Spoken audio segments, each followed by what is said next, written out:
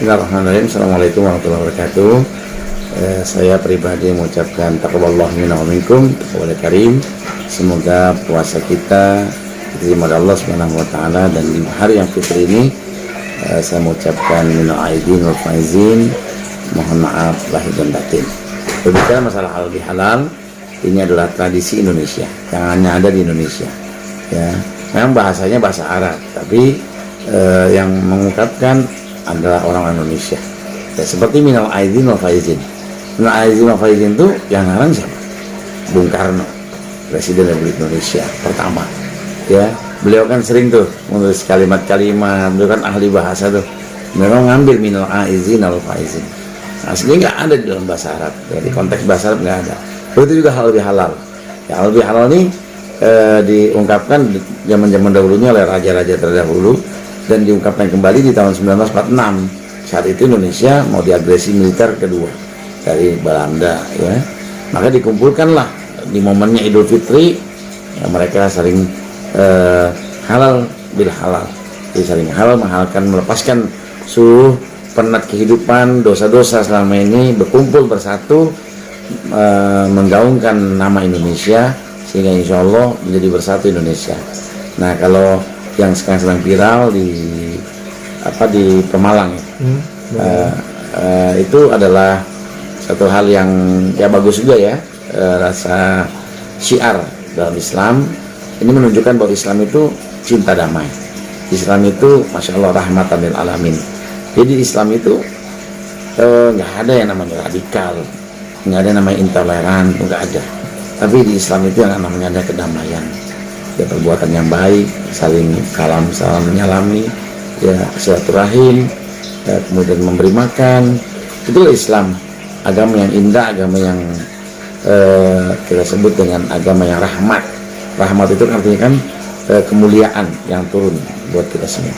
Ya, seperti bagaimana tradisi Indonesia, ya. Kalau di negeri-negeri lain sih biasa-biasa aja. Kayak di Arab Saudi, ya, selesai lebaran, selesai pagi-pagi takbiran, ya, Allahu Akbar, Allahu Akbar, Allahu Akbar, la ilaha illallah, Allahu Akbar, la ilaha illallah. Udah biasa lagi. Namanya Idul Fitri, kalau bagi mereka adalah kembali berbuka. Fitr adalah berbuka. Jadi Aid kembali berbuka. Makanya disunahkan ketika awal masuki 1 Syawal, sebelum kita berangkat ke tanah lapangan atau ke masjid atau ke tempat-tempat untuk sholat Id, disunahkan makan dulu, buka dulu, jadi disebut Idul Fitr.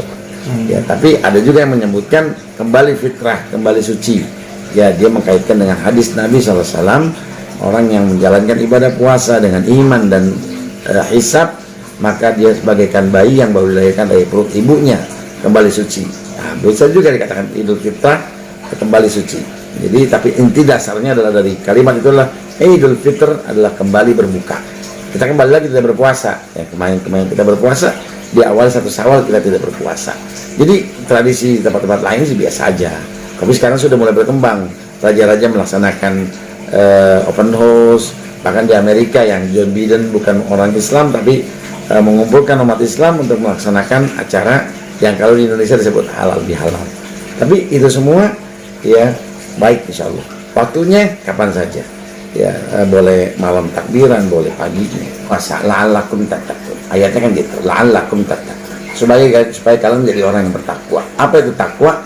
Di Al-Qur'an surah Al-Imran ayat 133 134. Ya, disebutkan, ya, bahwa surga itu buat orang bertakwa. Siapa orang bertakwa? Alladzina yunfikuna fis sarra wad dharra.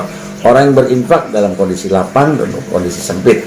Orang yang senantiasa memberikan nafkah kepada orang lain, memberikan sedekah kepada orang lain, itu orang bertakwa.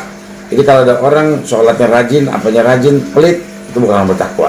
Yang kedua, wal kadhibinal ghaidh, menahan marahnya.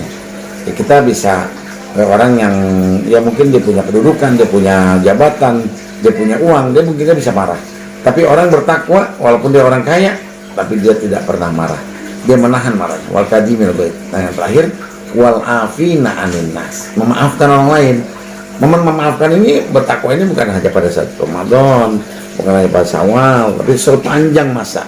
Ya, sepanjang kita ada dimanapun, kita bertakwa kepada Allah Subhanahu Wa Taala. Jadi momennya bukan hanya soal Lebaran, ya, memaafkan orang lain everything, everyone, every time.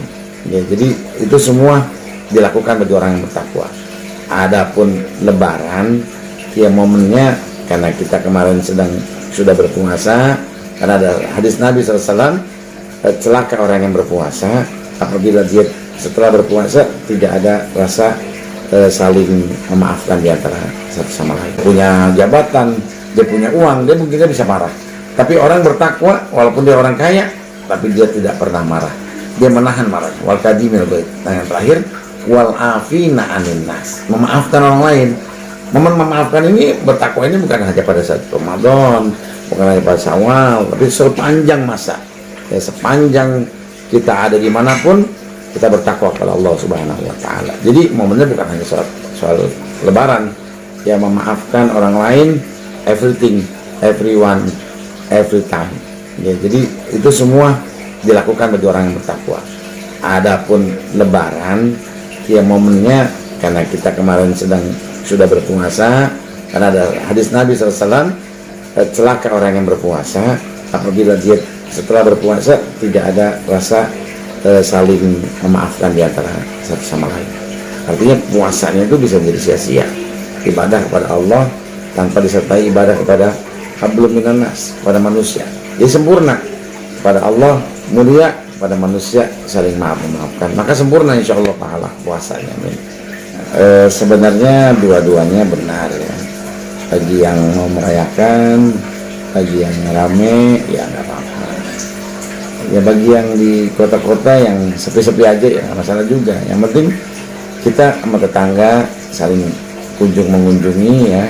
Itu kan momennya dijadikan satu tempat, rame-rame kita supaya nggak dua kali kerja.